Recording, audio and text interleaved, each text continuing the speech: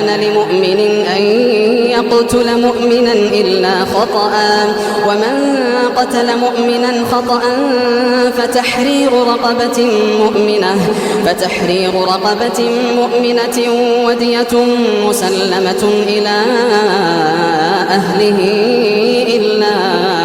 أن يصدقوا فإن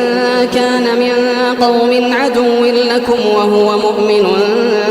فتحرير رقبة مؤمنة وإن كان من قوم بينكم وبينهم ميثاق فدية مسلمة إلى أهله وتحرير رقبة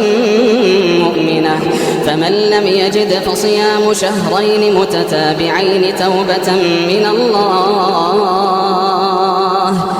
وكان الله عليما